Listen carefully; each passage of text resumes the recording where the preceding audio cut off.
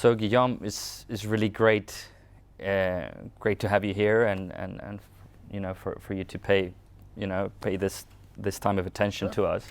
We,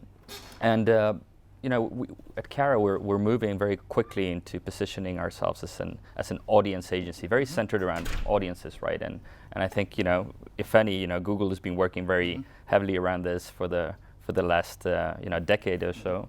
So I wanted to ask you a few questions around this, pick your brain a bit.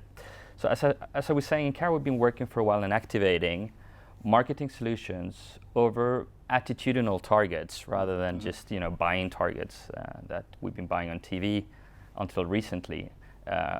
Moving a little bit away from social demo or building on top of social demo.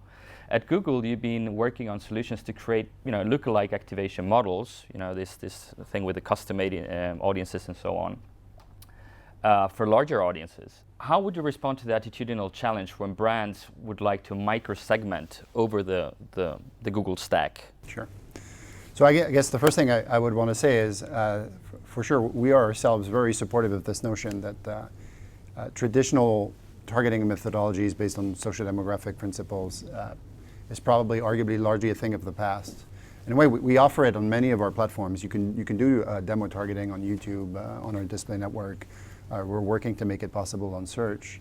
But that's more because some advertisers still want it than because it's the right way to do it. So we're completely in alignment with that notion, and the notion that from that standpoint, the more sophisticated the audience segment, the more attitudinally oriented it is, the better, right? I would say, for one, I think we've tried to go beyond just standard remarketing and lookalike audience building.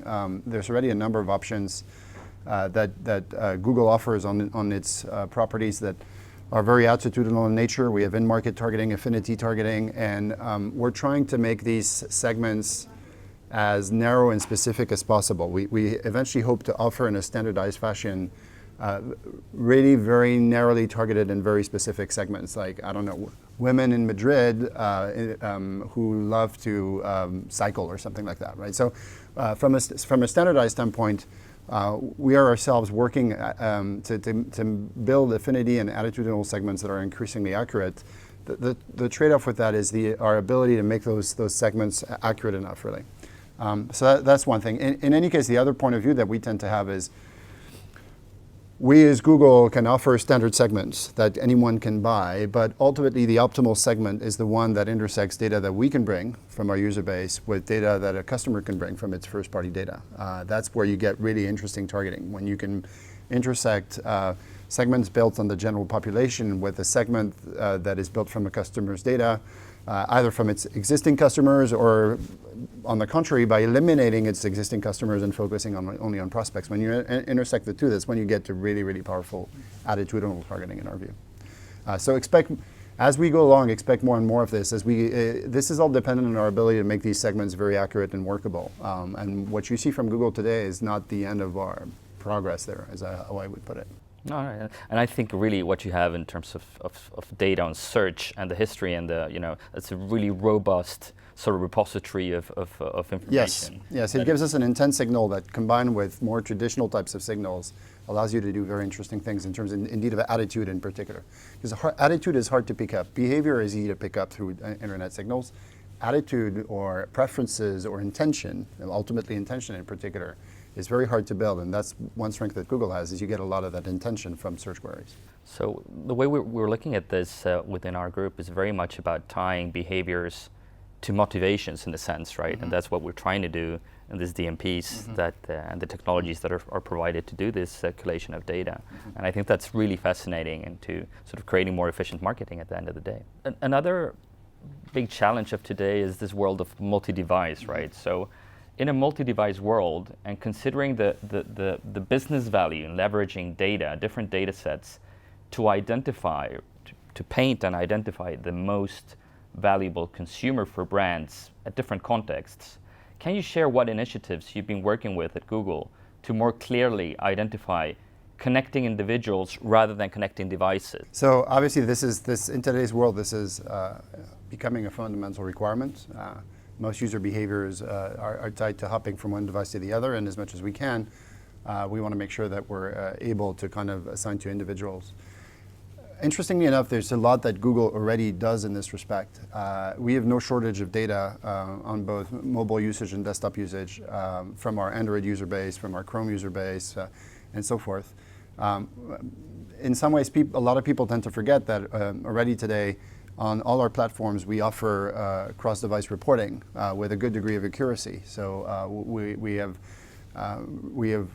reasonable precision in being able to say which consumers have had which touch points across multiple devices with a degree of statistical accuracy that is quite strong.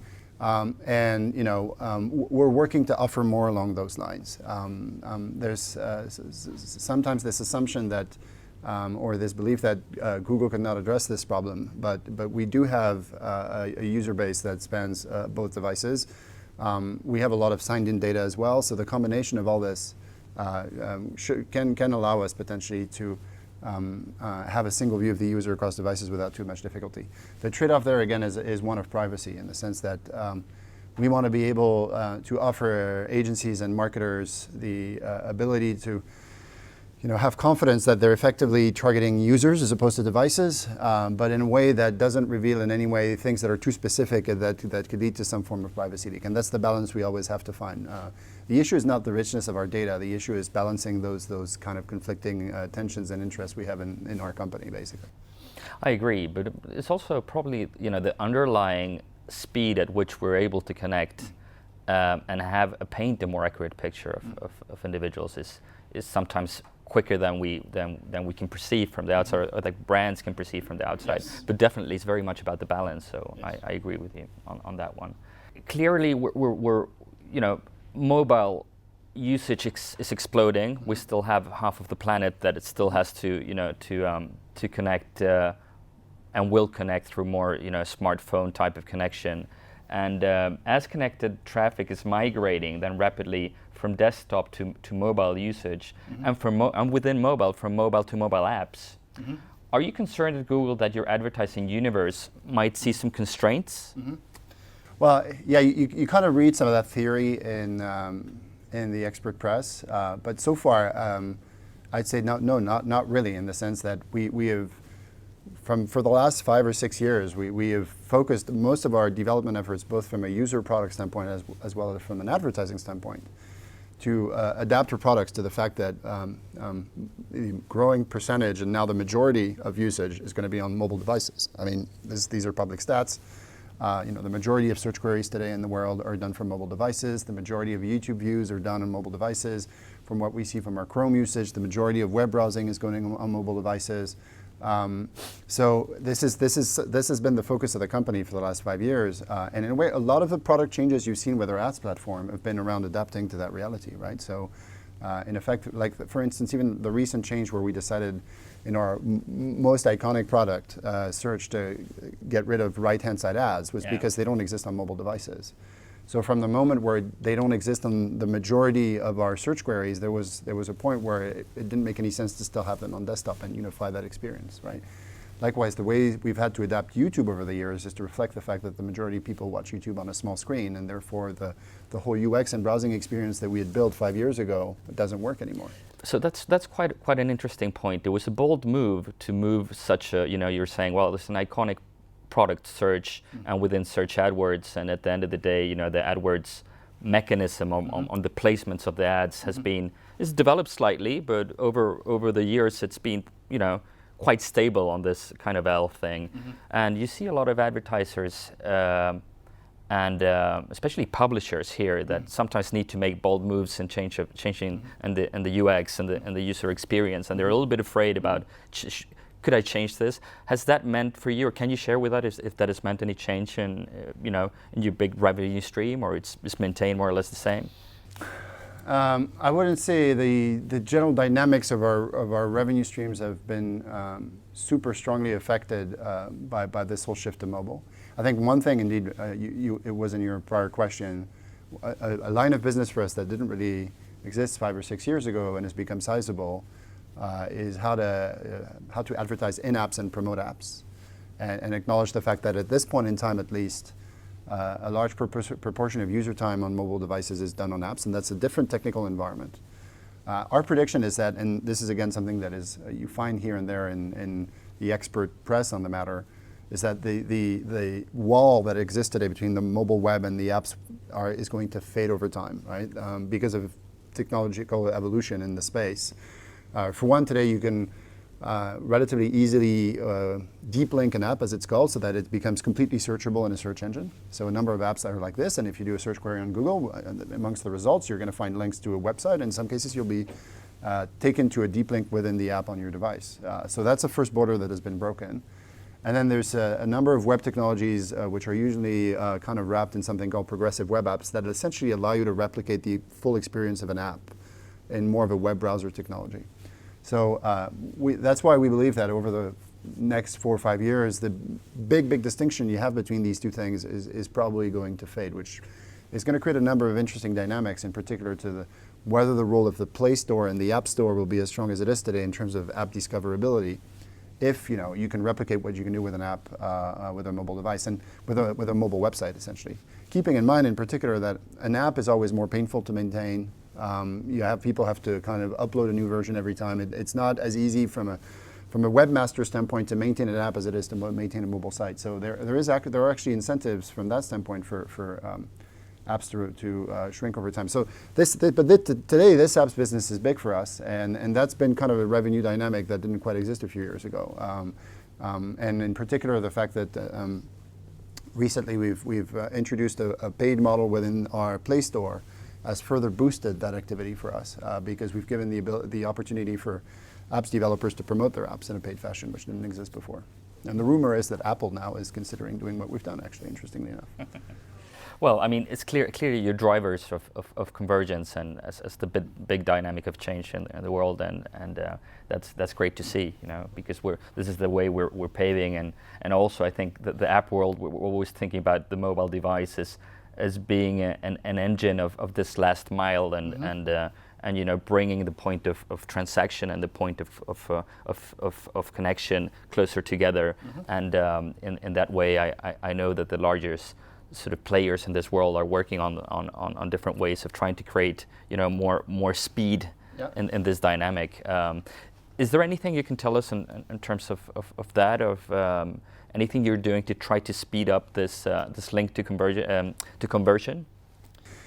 Well, there are multiple threads to what we're trying to do towards conversion. One is first this question of helping with measurement in a cross-device app and MWeb environment.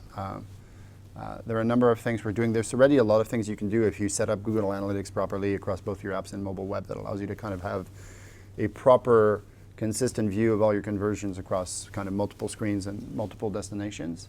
But there's some other things on which unfortunately I can't comment yet that we're doing to pursue that further and really try to avoid what we have today, which is for many customers, it's difficult for them when they have a desktop website or mobile website, an app, to keep a good deduplicated view of all the conversions and the consumer path. So what we effectively hope to be able to offer, even to somewhat low sophistication, simple advertisers, not the ones necessarily that can even afford an agency to help them, an ability to have an understanding of the kind of consumer funnel in a way that's easy to track. And there's some things coming from a technology standpoint that we'll be announcing over the next months that should help with that. Would love to see that. I mean, we're really focused on the consumer journey and actually, sort of mapping the consumer journey to the funnel. And the funnel is ultimately it turns out, even though, the consumer journey is all over the place and you have different journeys for different industries, that we try to go back to the funnel as a way to explain, the traditional sort of marketing connection dilemma, right? So Guillaume, at Density Aegis Network, we're extremely focused on the efficacy of our clients' investments, and we're working intensively in building actionable business intelligence through ecosystem modeling. One may argue that the role of content is as critical to media ROI as the role of media. How is Google working on improving measurement on the efficacy of content? Yeah. That one is a hard one generally, I think. From an almost theoretical standpoint, is how do you gauge the efficacy of a particular type, either of an ad creative or the content that it's attached to or anything like that is hard in absolute.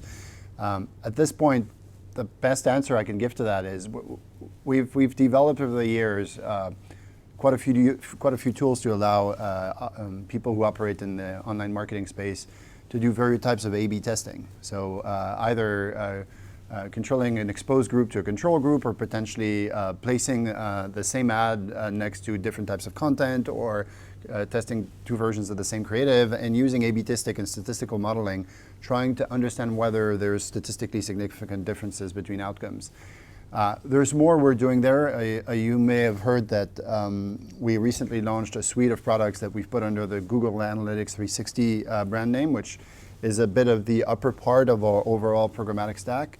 One of the tools that is part of this, which is not fully launched yet, which is still in beta in some places, is exactly a tool to do advanced A/B testing, right? So to be able to indirectly measure the efficacy of content by testing different versions of the same creative, or different versions of the same campaign, and trying to see whether we can see any material difference. Aside from these kind of A/B testing model, I'm not aware of anything that I've heard that really allows you to kind of measure properly the efficacy of a particular content versus another.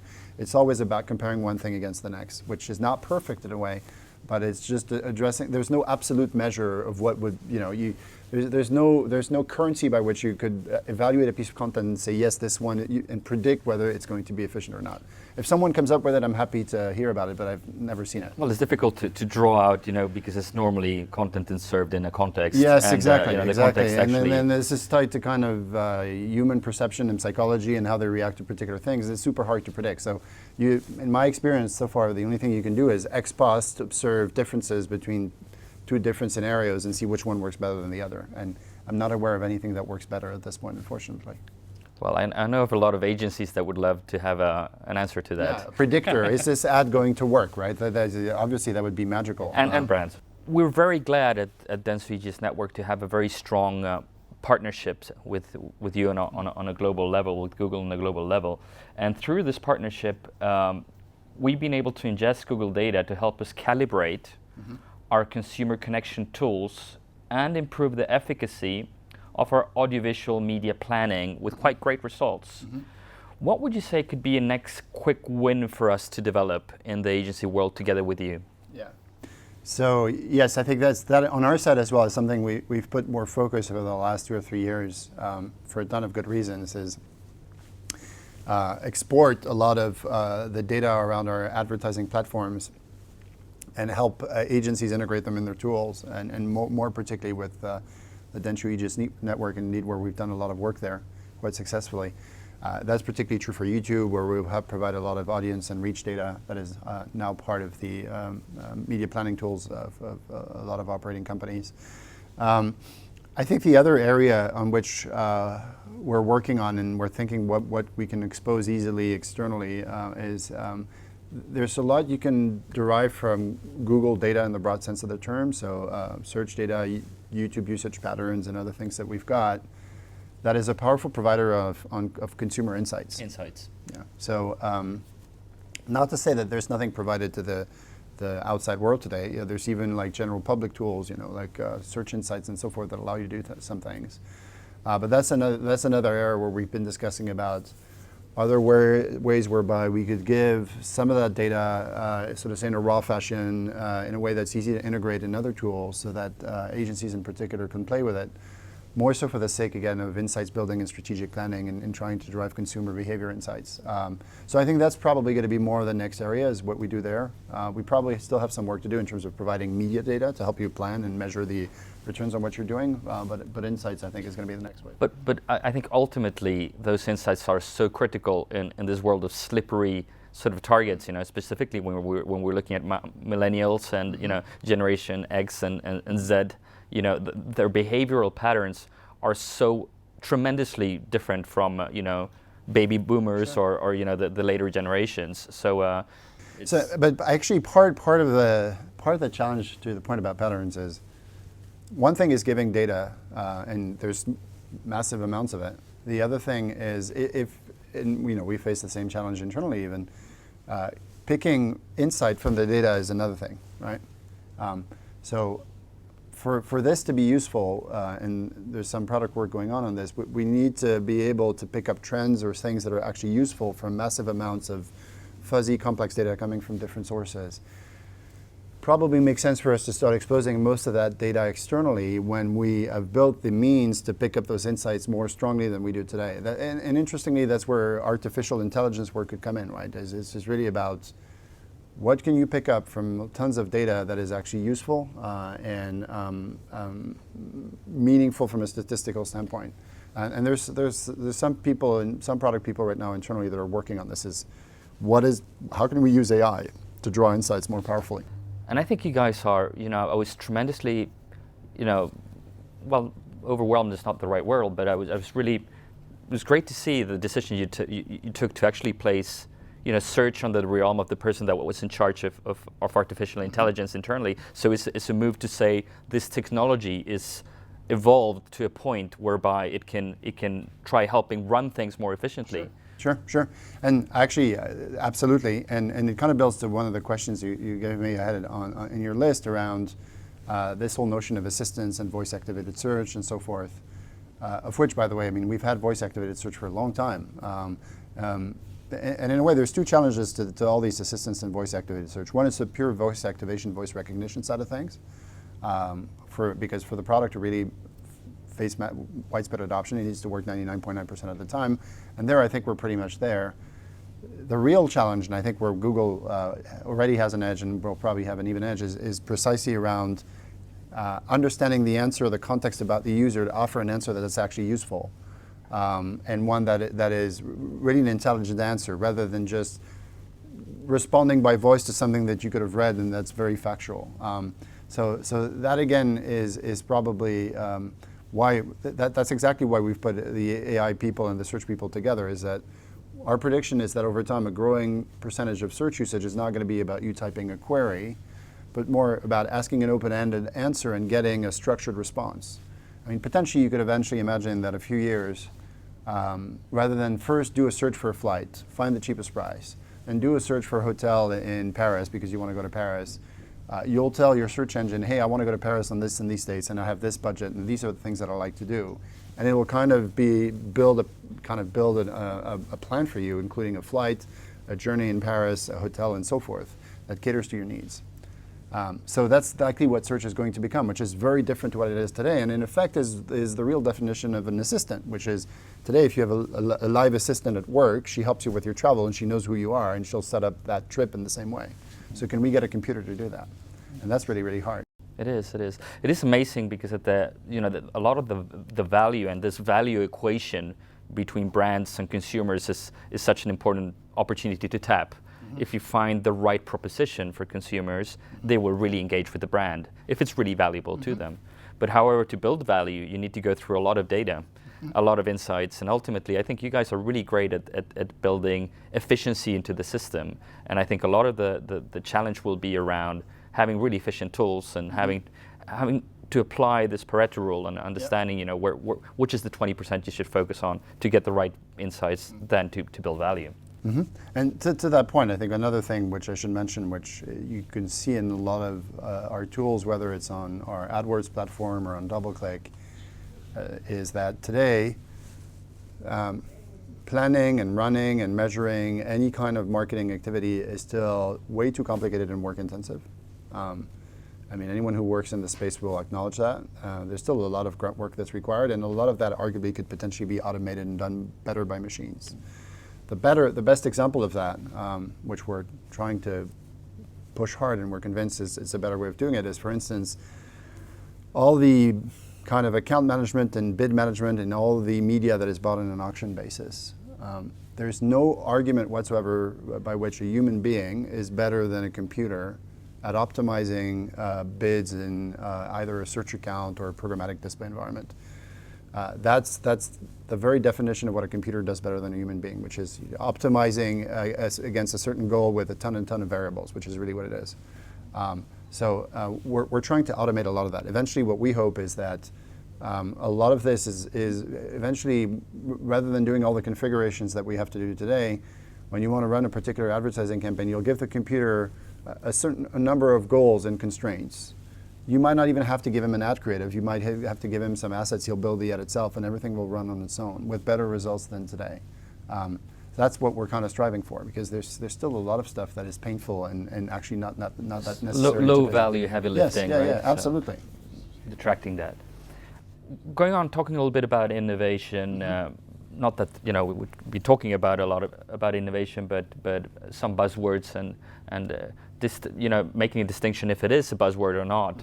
But we've lived through times when brands wanted to get the best web, build the best web, or have the largest fan base without really concrete links back to business objectives.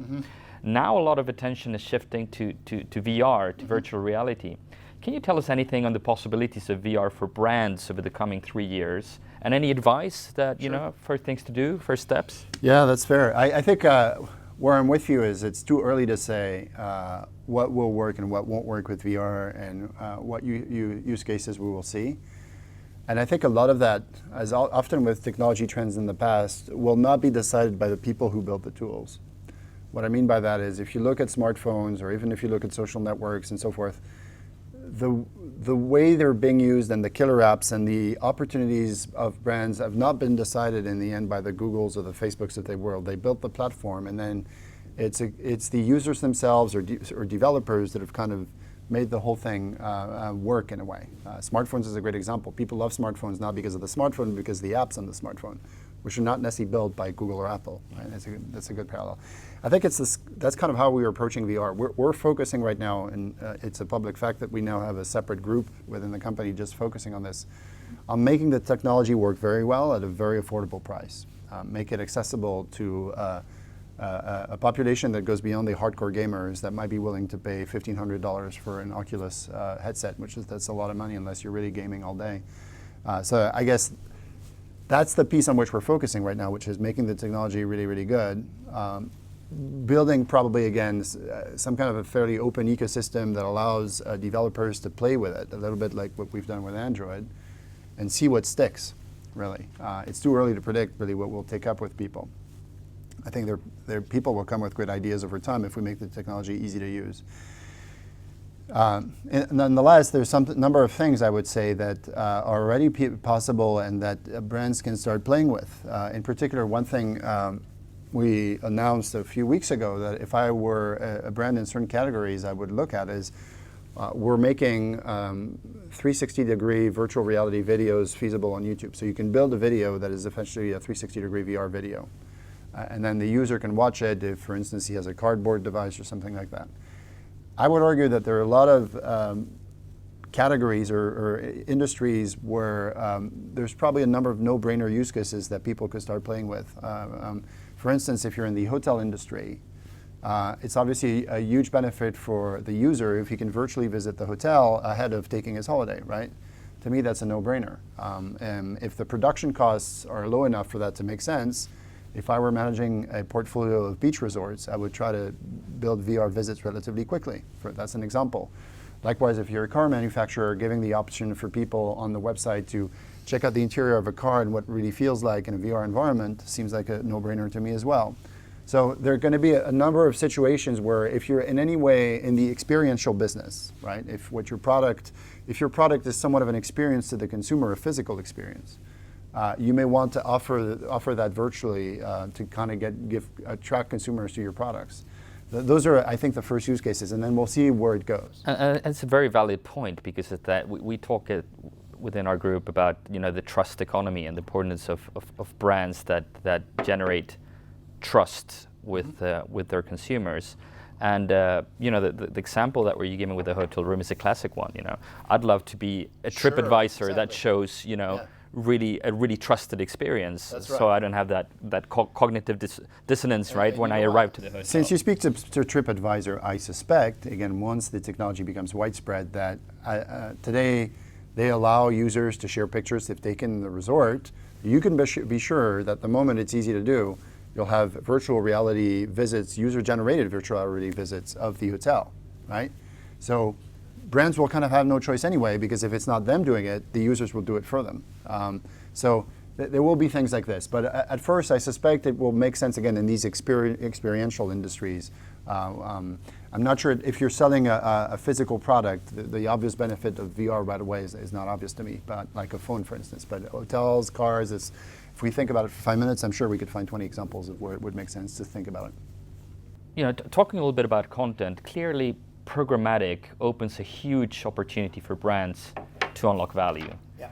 By personalizing content to people's needs and desires at different contexts. I think we've, the whole ecosystem has been working around deriving some of the value from programmatic, but we're still early days, and there's a lot within the value equation that can be unlocked through the personalization of content. Maybe not down to a segment of one, but to to larger clusters. Now, this could mean, even if you're working towards larger clusters, an exploding content production cost to brands. Do you have plans to standardize content production and help the industry become more efficient? Yeah, that one's an interesting and a hard one, because in my years at Google, I've seen us in many cases offer a lot of standardization and templates for creative building and so forth to the industry, specifically to drive down the cost of content production. We even have in some experimental models whereby it's a computer that builds the ad almost. You provide us with a couple of static pictures or a simple video and some text, and then we'll automatically edit and create a small video ad, for instance. We have the capabilities to do this. And we have more plans along those lines. Likewise, when it comes to kind of dynamic content today, there are a number of existing solutions by which, providing us with 2 or 3 feeds, we can build a dynamic ad. Some of it is static template, some of it is based on a feed, and you can build a dynamic ad. So there are a lot of things there, and probably will continue doing so. Where I'm saying it's not an easy one is, paradoxically, the problem is that most advertisers and their advisors, their agencies, want something unique. That's where there's a tension, is that you can build as many templates as you want. There's always someone who will say, yeah, I don't want an ad that kind of looks like the same from the guy next door. Smaller companies, smaller businesses, people who don't operate with an agency, we have a long tail of small advertisers. They don't really mind because they can't afford it anyway to have a very sophisticated content creation for production.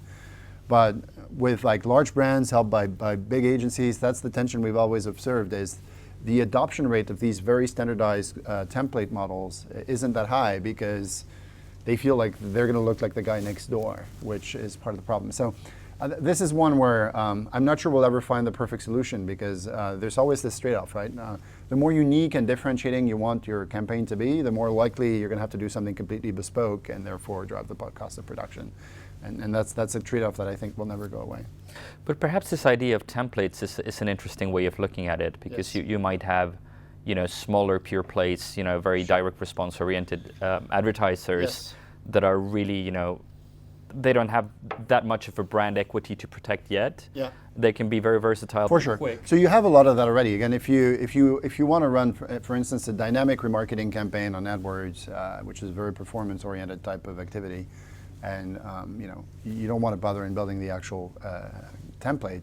Today on AdWords, you can pick a template, provide us with some feeds. Hopefully, if the feeds are in good shape and the data is in the right way, it's going not to break. And then you'll be able to build something that looks relatively good relatively quickly. The challenge there again is, even in that space, if you take the most advanced of these performance advertisers, like people who run with Creto and so forth, they will do A/B testing of 36 templates to see the one that drives the higher click-through rate and so forth. And complexity will always come back, because one way to optimize the outcome is to do custom things and test, and then you bring complexity back into the mix. So I guess what I'm trying to say is, for sure, there are standardization opportunities. We offer a number and will continue. But one thing that will never go away is there's always going to be a tension between standardization and optimal results, if you like. We recently held a workshop with you, Google, in Madrid, to explain our audiovisual stack to our main clients. And of course, there was quite a bit of focus on YouTube. Could you share with us 3 pieces of advice on how brands should make their YouTube content more appealing to consumers? Sure. Yeah, so there's a few things here that I would want to call out. And we have a framework that we sometimes use with our agencies and advertiser partners to reflect that, which we call Hero Hub Hygiene, and I'm going to explain what I mean by that. It kind of touches to the point that YouTube can carry different meanings for a brand. First, one thing that's fundamental to keep in mind is it's the second search engine in the world, right? We used to use that statistic a lot in the past. There's more search queries on YouTube than there are on Yahoo or other search engines. And what that means is YouTube is kind of a World Wide Web built out of video within the World Wide Web. So that translates in actual consumer behavior is they go on YouTube and they search for information in the same way that they search for general information when they search on Google. So there's an expectation in a way that major brands will have answers to a lot of questions, even very practical questions available on YouTube, right? So you need to think about your presence on YouTube and the video assets you have there in the same way that you think about your website. What are all the kind of questions that a user may have, or the things he may be looking for about your products and your brand? And that's why it's important to have a destination on YouTube and make sure that you have answers to most of the questions that people have. And some of them are very practical. I think we've all done it. Is sometimes you have an issue with something that's not working, or your washing machine is broken, or something like that, and actually people go on YouTube to get an answer to that. So that's the first thing I would say people need to think about is, how is my presence on YouTube, and can I answer the most important questions that a customer will have about my products at any point in time, and the experience it has of that product or service. And not all brands think about it that way. They think about it as a way just to highlight major events or major content or do a big campaign, but kind of forget the basics, first thing. Second thing, they should never forget that YouTube, like the web, again, there's a good parallel, is a huge ocean of content, and things are hard to find. So this question of discoverability is another one, right? Don't assume that because you put a video on YouTube, it's necessarily going to be found. Even if that video is in some ways really appealing and exciting, and it's one of your flagship campaigns or something that you think is really interesting, there's no guarantee that it will kind of start growing in terms of views. You can't necessarily bet on the virality of it. So generating traffic is something that needs to be actively managed. It means in many cases having to pay as well for visibility. And using paid advertising to drive awareness about that particular piece of content if it's sensible to do it. So that's the second piece is, once be clear what you want to put on then and have answer to consumer, have a view on how that content is going to be discoverable and to what degree you want to pay for that discoverability. So those, I guess, are the two things. And then the last thing is, it's a format that is quite specific and unique. Things that work on television don't necessarily work on YouTube, both in terms of editing style, duration. In many ways, it offers more creative freedom. So that's the other thing I would encourage brands to do is, don't assume that because sometimes there's, for good reasons, tons of parallel being drawn between YouTube and TV, and that it's, especially with some demographics, gradually replacing TV consumption means that you can simply port what you've been doing on television and assume it's going to work. And that, again, is the challenge, and it kind of ties to the question before about production cost as well, is that this is indeed incremental cost, is you need to edit and build content that's specific to the platform. So that's quite interesting. You were giving the angle of the sort of, okay, so you can create content that is quite important in building consideration, perhaps experience, product experience, and then also on the post-sale, yes. Right? So in a way, when we were having this workshop, we were talking about how we can use production time, or how production agencies or creative agencies can use production time when they have talent there that is in place to try to showcase these different uses. Exactly. So in a way, they're doing the consumer journey in the actual production. Absolutely. If you're going to build an ad to promote a product and you have the means of production in place and so forth around you, why not think about the other things that you could produce at a relatively low marginal cost that may be useful at a later point in time, such as videos on how to use the product or how to address the main issues or main flaws and so forth, because people will be looking for that stuff. And today, very often, the answers they get to that are made by users. Like, do the test. Imagine, check your washing machine brand and search for this particular item is broken. You'll probably get an answer if not in Spanish, at least in English. Chances are that video won't have been produced by the brand who built your washing machine. It'll be some guy somewhere who has had the same problem and filmed himself explaining how to repair it. And you can translate that quickly through Google Translate. Yes, that's not, the language issue is not even the problem, but it's, in a way, some brands are lucky that their users are doing their after sales for them, ironically. At Dense Regions Network, we are very interested in YouTube Red. How is this project faring in markets where it's live? How are you managing the notion from a Google Stack perspective that it may be better for people to pay to avoid viewing advertising? Mm-hmm. Yeah, it's a good question, and it may have seen as an unexpected move from Google, who right now has a business model that is very largely hinged on advertising, mostly overall as a company. I guess two things there. One, and how is it faring? We don't comment publicly on the numbers, but we're generally quite happy with the results in the countries where we've launched it. With one caveat, though, is that we have publicly stated early on that we don't expect this ever to be an extremely big population that will subscribe to YouTube Red and be ready to pay a subscription fee for YouTube content. Kind of applying the general principles that you see on the internet, right, is that if you compare the size of advertising-based content models to the size of the subscription-based content model on the web, the ratios are like 99 to 1. I mean, there are very few companies that are successful in having business model based on subscriptions. Whether you take newspapers, it's only a tiny minority that can get away with it, and so forth and so forth. And we assume and we consider that the same rules are going to apply to YouTube. The majority of the population is actually okay and would favor a free advertising-based model, especially on YouTube where the ad intensity, the ad load isn't that high consciously. We don't serve a ton of ads to a YouTube user. You probably have experienced that yourself, relative to what you see on commercial television, for instance, in a given hour.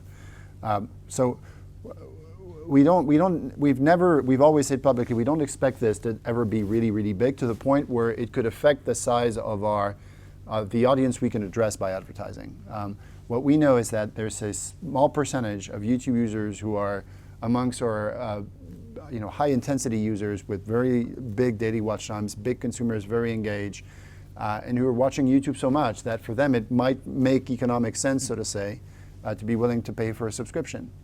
And we wanted to have a product that caters to those particular individuals, which also is an appealing prospect for some of our YouTube content producers, because it gives them the potential to generate more revenue per view than through an advertising model. So we're trying to boost the monetization of these YouTube content owners by monetizing better the hardcore audience in a way. We don't expect it to be much bigger than that. We're not at all at this point under a model where we assume that this could end up being 25% or 50% of the YouTube user base. We don't think that's realistic in any way, and we've said that publicly. Yeah. We showed at the workshop, you guys shared some interesting figures with us on the percentage of people that actually engage with TrueView ads. Mm-hmm. So in a way, it was a choice to engage with the ad. Mm-hmm. So it was like 25-75%, mm-hmm. kind of reminded me a little bit on PPC to SEO in the old times, right? Yeah. And it's quite interesting to see that 75%. Even though the 25% is huge and is optimizable in a way, there's a portion of the population that likes to engage with brands in different ways, mm-hmm. and this could be a compelling way of doing it. Yeah, that's right. So there's that. I mean, we know that some people just ignore ads or systematically skip them, even though, as you said, the click-through rate on TrueView is higher than most people would imagine. Typically, intuitively, people assume like only 1% or 2% of people watch ads. It's actually not true. And we also suspect that this number will increase over time as the actual ads themselves are built, designed, and optimized for the format. We find that some advertisers who have done a lot on YouTube are particularly good at building ads which, in terms of pace, editing, content, are appealing enough for most people to want to watch them. They put an entertainment factor and a whole editing model that makes them highly watchable. And as more brands learn to do that, I suspect we could actually see the view-through rate increase, because then the border between what is entertainment and what is advertising will fade away. So there's big differences there, and it kind of points to the point I was making before, is people who just port a 30-second TV ad and put it on TrueView often get high skip-throughs, specifically because it hasn't been optimized to the format. So That's one thing. I think we'll see view-through rates probably increase as the ecosystem gets more sophisticated about the right ads to build. That being said, you're right. Some people will never be interested, and for those, maybe the paid model will work, right? I guess we're trying to find the balance there, I guess. But I guess that ties back to the idea of the importance of the insight. So, the consumer insights can really fuel really great connection ideas, disregardless on exactly how we activate it. We'll find our way to do it. So the other thing that, is part of our secret sauce as well is that the whole ad serving on YouTube is based on predictive models that try to predict what ad is likely to be watched by what type of user based on the signals that we've got. So ad serving itself can influence view-throughs quite a bit by picking the right ad against the right user at the right moment against the right content. Our ad serving technology is essentially in the same way that the whole search AdWords algorithm has been built to optimize placing the right ad at the right moment against the right query to maximize click-through. The engineers on YouTube are kind of doing the same with video ads. It's a different set of signals, but you can also algorithmically improve the performance from this standpoint. It's something that's often beautiful. Technology and creative ideas working together. Yes, exactly. So Guillaume, thank you very much for for attending our questions so openly, and really glad to meet you as well. Sure. And I look forward to seeing you again in some other venue. Thank you.